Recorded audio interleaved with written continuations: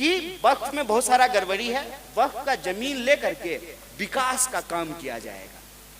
अव्वल तो ये बताइए, जिन मुसलमानों का भला ये वक्फ का बदल करके करना चाहते हैं, उन मुसलमानों के लिए उत्तर प्रदेश की सरकार ने कानून बनाया कि आप अपने छत पर भी नमाज पढ़िएगा तो आपको पासपोर्ट छीन लेंगे। सुने कि नहीं? ये कैसा भलाई करना चाहते हैं ये? तो एन केन प्रकारेन माहौल बना करके, जैसे हर बार करते हैं। क्रोनोलॉजी ये है कि वक्फ का कानून पास हुआ और देश में जो है उसके खिलाफ विरोध प्रदर्शन होना शुरू हुआ। बंगाल में विरोध हो रहा था।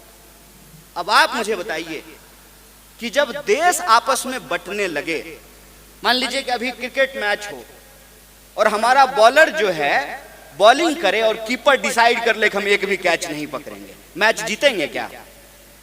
140 करोड़ लोगों की एकता को यदि खंडित कर दिया जाए तो क्या देश तरक्की कर सकती है? देश विकास कर सकता है? कितना भी ट्रिलियन की इकोनॉमी हो जाए, जब जरूरत पड़ेगी तो हमको दुनिया के सामने भीख ही मांगना पड़ेगा। और ये स्थिति देश के भीतर लगातार पैदा की जाती है। सुबह से लेकर के शाम तक आप कभी भी टीवी खोल लीजिए, आपको लगेगा इस देश में धार्मिक झगड़े के अलावा कोई मुद्दा नहीं है।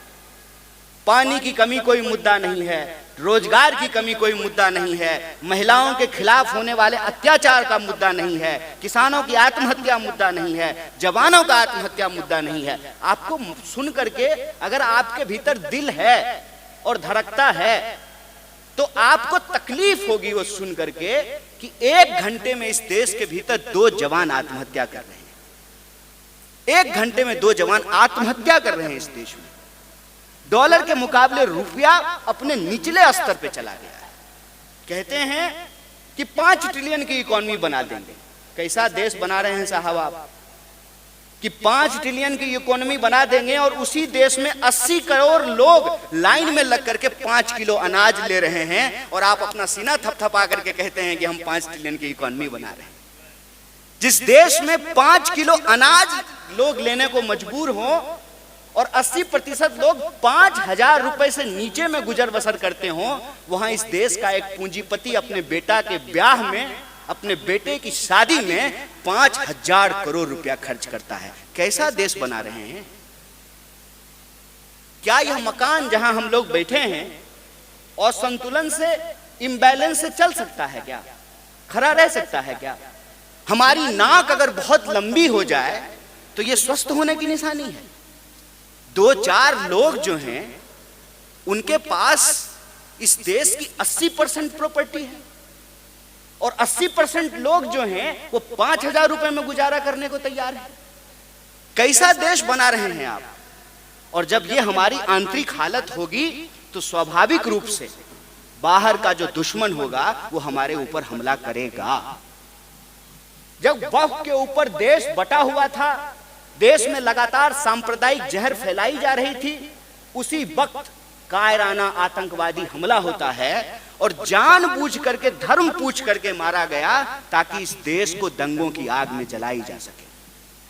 भला हो इस देश का, इस देश की संस्कृति का, इस देश का इतिहास चंद पॉलिटिकल पार्टी के नेताओं से जुड़ा हुआ नहीं है, चंद पॉलिटिकल पार्टियों से जुड़ा नहीं है। इस देश का इतिहास 5,000 साल का इतिहास है और ये सारी पॉलिटिकल पार्टियां 200-250 साल में बनकर के तैयार हुई हैं।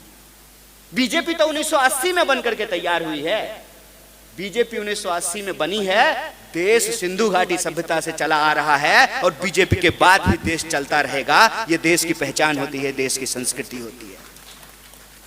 उस देश को ये लड़ाने की कोशिश करते हैं। विदेश सचिव को यह बात समझ में आती है, देश की सेना को यह बात समझ में आती है। पक्ष विपक्ष एकजुट होकर के उसका मुकाबला करता है। लेकिन देखिए प्रधानमंत्री कितने कमाल के हैं।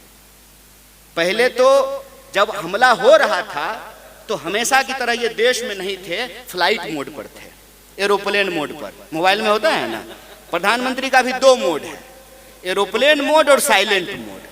जब जरूरत होगा तो चुप हो जाएंगे, नहीं तो ये वास्को डी गामा की तरह दुनिया का चक्कर लगाते हुए आपको पाए जाएंगे।